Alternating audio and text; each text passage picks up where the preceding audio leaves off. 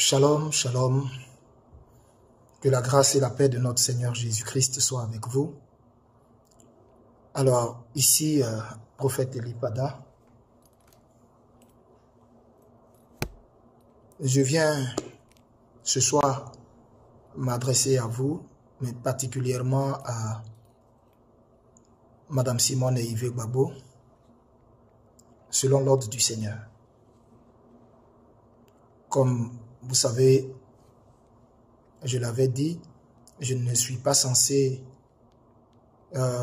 apparaître dans une vidéo. Mais aujourd'hui, aux environs de 10 heures, le Saint-Esprit m'a accordé une vision concernant sa servante, concernant Madame Simone et Yves Gbagbo, présidente du mouvement MGC. Alors, j'ai dit au Seigneur que j'allais faire. J'ai dit au Seigneur, mais bon, comment lui faire parvenir le message, surtout en cette période beaucoup sensible, comment faire pour lui faire parvenir le message? Et le Seigneur m'a mis à cœur de m'adresser à elle directement à travers une vidéo. C'est le Seigneur qui m'a mis cela à cœur. Sinon, je n'aurais pas procédé ainsi. J'aurais trouvé un moyen de lui transmettre son message. Mais, vous savez, quand vous êtes prophète, vous êtes soumis au Saint-Esprit. Et c'est lui qui a voulu que je m'adresse à elle, mais par le moyen d'une vidéo. Pour qu'elle voie l'aspect de mon visage, pour qu'elle voie à travers mes regards si ce que je viens pour lui annoncer vient de Dieu ou pas. Je prie le Seigneur qu'il lui donne l'esprit de discernement. Dans tout ce tumulte qu'il y a autour d'elle, qu'il lui donne l'esprit de discernement et qu'elle comprenne que je ne me suis pas envoyé moi-même pour lui parler. Parce qu'en ce temps-là, je suis très occupé dans la prière. Et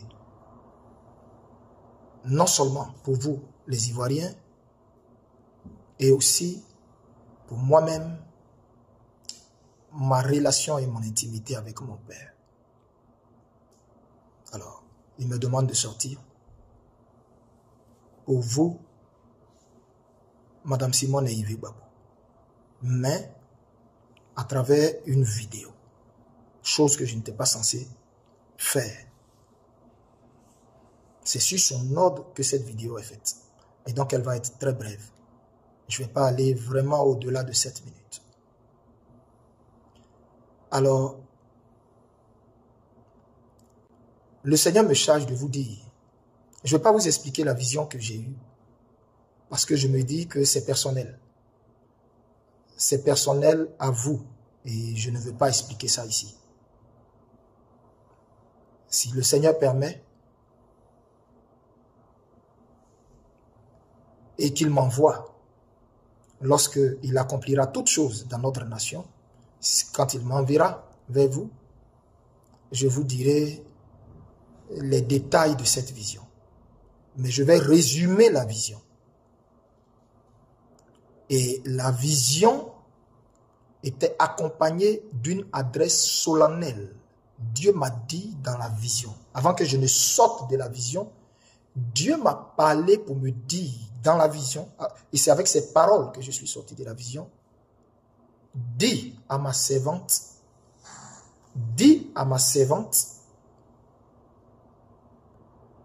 que je ne marche pas du tout avec elle dans ce qu'elle est en train de faire. Qu'elle se retire de cette mascarade appelée campagne immédiatement après que tu te seras adressé à elle. Je répète, dis dis à ma servante que je ne suis pas du tout avec elle dans ce qu'elle est en train de faire. Ce dans quoi elle s'est engagée en ce moment crucial de l'histoire de la Côte d'Ivoire, qui est en ce moment qui est en travail et s'apprête à donner naissance. Dis-lui, elle est en train de s'inscrire en faux dans cette période importante de l'histoire de la Côte d'Ivoire. Dans cette période importante de l'histoire de la Côte d'Ivoire. Moi, l'Éternel, je suis descendu dans cette nation avec mes 16 ans.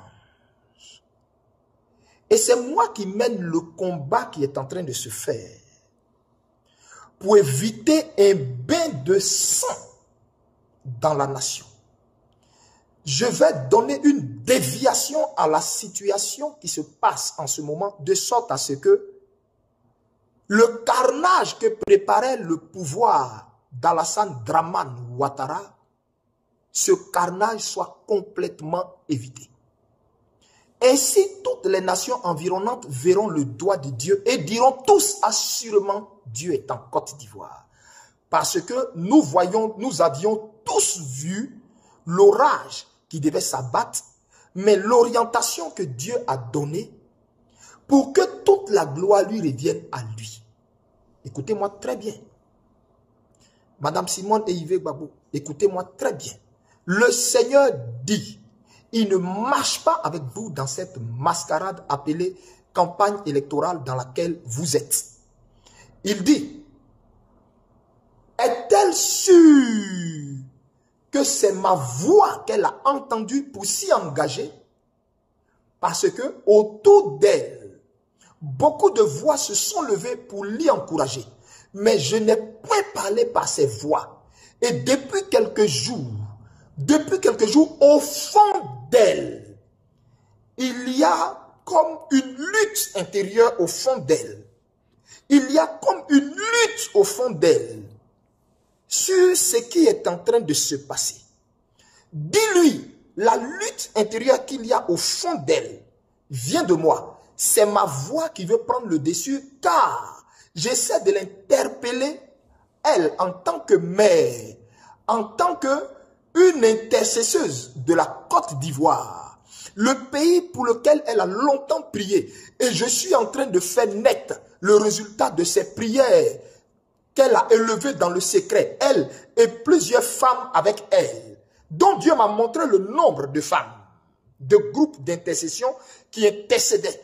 Et Dieu dit, il est en train de faire naître le résultat de cette intercession depuis des années. Cette Côte d'Ivoire nouvelle est en train de naître. Et c'est lui, Dieu, qui est entré en jugement contre Alassane Dramane Ouattara et son régime.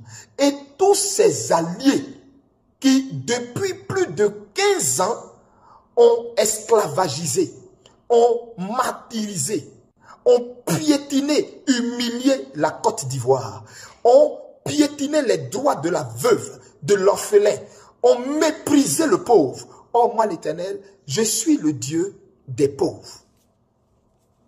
Je suis un Dieu de justice. Et je me tiens dans la justice. Si je n'étais pas Dieu, il y aurait un chaos total sur la terre. Et c'est parce que je suis Dieu et que mon trône est un trône de justice, que quand les gouvernements de ce monde, quand les droits de l'homme de ce monde, quand les hautes institutions de ce monde ne peuvent pas dire la justice, ma justice à moi, la justice divine, tranche. Et en ce moment, Alassane Ouattara est en train de subir ma justice divine qui va se refermer sur lui, mais par une humiliation légendaire qui va être racontée dans les livres d'histoire. Et il se trouve que toi, ma servante, tu t'es mise du côté de la forfaiture, du côté du mauvais côté de l'histoire. Tu es ma servante. Je t'ai dit à plusieurs reprises combien de fois je t'aime. Je t'ai dit combien de fois je t'aime. Alors entends ma voix par mon serviteur. Par mon serviteur. Tu sauras que c'est moi qui lui parle. Tu te trouves en ce moment sur mon chemin.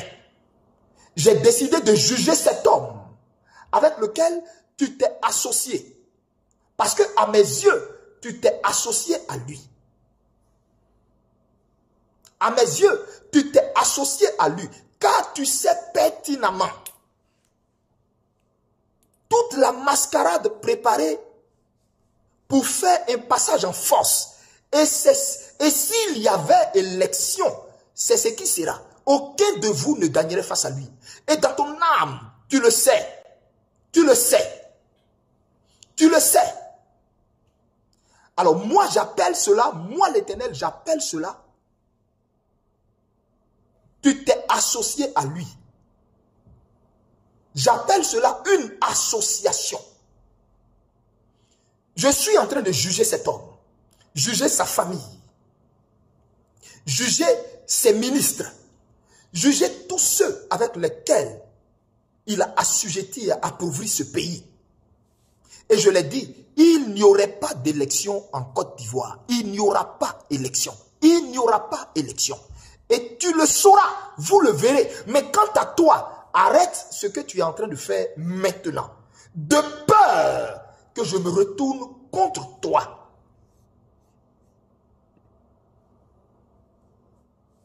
De peur que je me retourne contre toi. Souviens-toi de l'histoire de Uza. Lâche dandinet. Il croyait être l'homme de la situation qui redresserait lâche. Il a trouvé judicieux d'entreprendre quelque chose pour essayer de redresser lâche. Selon la logique humaine et de façon humaine, son acte est tout à fait normal, tout à fait louable. Mais moi, Dieu, je ne juge pas à la manière des hommes. Je n'apprécie pas ce que les hommes apprécient. Je ne marche pas selon les hommes. J'apprécie selon moi Dieu, ma justice. Et il se trouve que le cri des millions d'Ivoiriens sont montés jusqu'à moi. Je suis descendu comme j'étais descendu en Égypte. Je suis descendu pour les délivrer de la main de leurs oppresseurs. Et il se trouve que tu es sur mon chemin. Parce que je vais juger Alassane Dramane Ouattara et tous ceux qui marchent avec lui dans cette mascarade soit dite électorale. Tous ceux qui se sont assemblés pour l'y accompagner, je vais les juger mortellement. Je vais juger leurs finances. Je vais juger leurs comptes. Je vais juger leur descendance. Je vais juger leur santé. Et toi, ma servante, toi, ma servante, toi, ma servante, ne te trouve pas sur mon chemin. Je sais déjà de quoi tu souffres. Je connais ton état de santé. Ne te trouve pas sur mon chemin. Ne te trouve pas sur mon chemin, car cet homme, je l'ai damné. Et ceux qui s'assemblent avec cet homme, pour moi, irritent ma colère. Alors mets fin à l'entreprise dans laquelle tu es. Tous ceux qui ont prophétisé et qui t'ont dit que tu seras la future chef ou présidente de la République de la Côte d'Ivoire t'ont menti. Il n'en sera rien.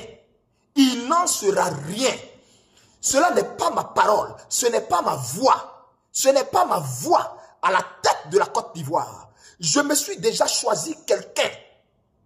Je me suis déjà choisi quelqu'un qui va unifier tous les Ivoiriens. Qui va unifier tous les Ivoiriens. Appeler tous les fils et les filles de ce pays à un forum de réconciliation nationale. Je répète, toutes les voix qui t'ont dit que tu brigueras la magistrature suprême de la Côte d'Ivoire t'ont menti. Ce n'est pas ma voix. Alors arrête de m'irriter. Arrête de m'irriter. Je me suis levé pour ce peuple. Je me suis levé pour ces sans-voix. Arrête de te trouver sur mon chemin. Et c'est parce que je t'aime que j'ai ordonné à mon serviteur de sortir pour t'avertir. Car j'ai décidé de juger Alassane Dramane Ouattara cette année même. Lui, sa famille, toute sa maison, son gouvernement, ses ministres et tous ceux qui se sont alliés d'une manière ou d'une autre à lui. N'as-tu pas vu le sort que j'ai réservé à Nicolas Sarkozy? N'as-tu pas vu le sort que j'ai réservé à Blaise Compaoré qui aujourd'hui est en Côte d'Ivoire, terré comme un rat, ne pouvant aller nulle part? C'est moi qui l'y ai envoyé. C'est moi qui l'y ai envoyé pour le juger, pour le traiter selon ce qu'il mérite. Car je me suis choisi la Côte d'Ivoire. Et quiconque fait saigner la Côte d'Ivoire me croisera sur son chemin. Je suis en alliance avec cette nation. Et quiconque s'érige en ennemi de cette nation, en oppresseur de cette nation, en pillard de cette nation, me croisera sur son chemin. Mon silence n'était pas un aveu de faiblesse. Car, moi Dieu, sous les cieux, j'ai fixé un temps pour toutes choses. Et le temps de juger Alassane Dramane Ouattara et tous ceux qui sont avec lui est arrivé. En Côte d'Ivoire, la politique et la prophétie s'entremêlent dangereusement. Après l'appel du prophète Eli Pada demandant à Madame Simone avec Gbagbo de se retirer de la course présidentielle, une question se pose. Quand la voix de Dieu devient-elle instrument de pouvoir? Dans ce texte, la voix d'un citoyen lucide, indigné mais plein d'espérance, s'élève pour défendre la liberté politique, la dignité de la femme africaine et la souveraineté du peuple face aux manipulations spirituelles et partisanes. Nous vivons une époque étrange. En Côte d'Ivoire, la foi se mêle à la politique, les prophètes deviennent analystes et les églises se transforment parfois en tribunes publiques. Mais nous, peuple lucide, peuple blessé, nous savons que la vérité de Dieu n'a rien à voir avec les calculs des hommes. C'est pourquoi, lorsque nous avons entendu les mots du prophète Eli Pada demandant à Madame Simone avec Gbagbo de se retirer de la campagne présidentielle, nous n'avons pas ressenti la crainte du sacré. Nous avons ressenti l'amertume d'un peuple qu'on cherche encore à manipuler au nom de Dieu. Nous respectons la foi, nous respectons les hommes de Dieu, mais nous refusons que la religion devienne un instrument pour dicter nos choix politiques. Ce message, qu'on dit inspiré du ciel, a résonné comme un écho d'un vieux système. Celui qui préfère voir les femmes fortes se taire, celui qui tremble devant les consciences libres. Depuis quand la voix prophétique s'aligne-t-elle sur les intérêts d'un camp? Depuis quand un serviteur de Dieu choisit-il pour le peuple le moment où il doit se battre ou renoncer? Ce n'est pas la foi qui parle ici, c'est la peur de voir une femme debout rappeler aux puissants que le destin de la Côte d'Ivoire appartient à Dieu seul, et non à leurs calculs. Simone Gbagbo n'est pas une candidate comme les autres.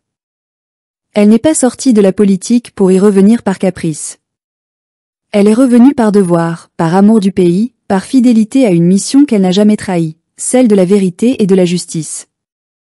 Pendant que d'autres négociaient leur retour en coulisses, elle a purifié son âme dans la souffrance.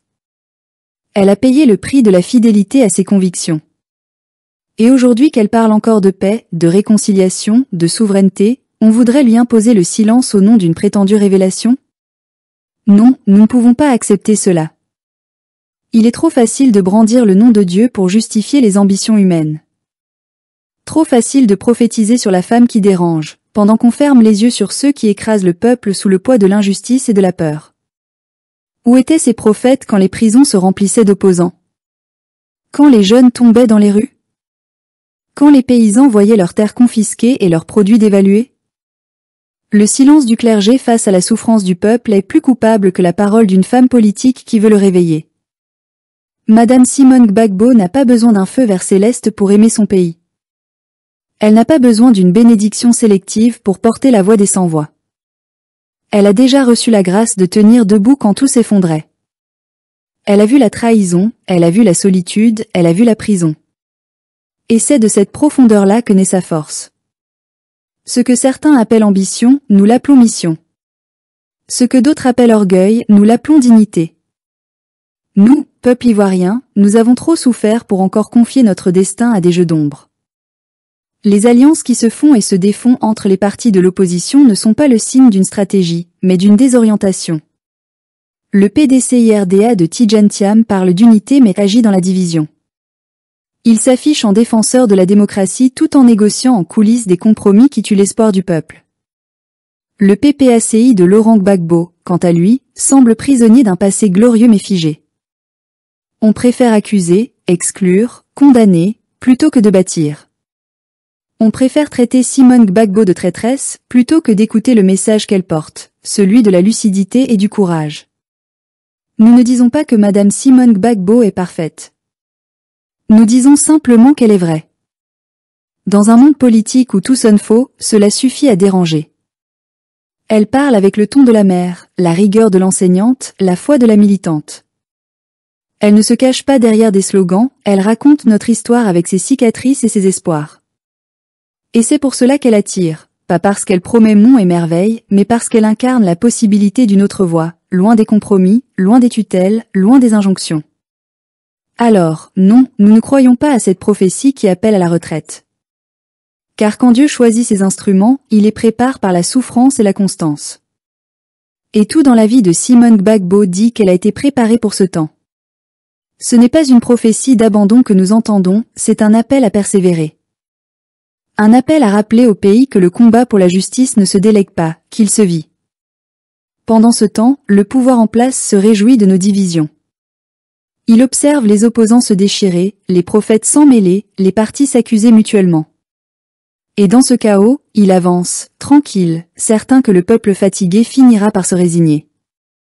C'est pour briser ce cercle vicieux que Simone Gbagbo s'est engagée. Non pour sa gloire, mais pour notre dignité. Elle veut rappeler que la souveraineté d'un peuple ne se conquiert pas dans les prophéties, mais dans l'action consciente, dans le refus collectif de l'injustice. Nous ne devons pas confondre la foi et la manipulation spirituelle. Dieu n'est pas un instrument électoral. Et ceux qui utilisent son nom pour peser sur les choix du peuple devraient s'interroger sur le message qu'ils transmettent. Car Dieu n'a jamais appelé un peuple à se taire face à l'oppression. Dieu a toujours choisi des voies courageuses, parfois solitaires, pour réveiller les consciences. De Moïse à Mandela, de Lumumba à Gbagbo, les libérateurs ont toujours dérangé avant d'être compris. Aujourd'hui, c'est Simone Gbagbo qui dérange. Et cela prouve qu'elle est à sa place.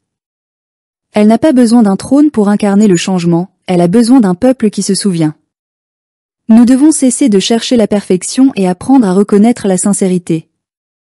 Nous devons arrêter de nous réfugier derrière des mots d'ordre religieux ou partisans, et choisir enfin le camp de la vérité.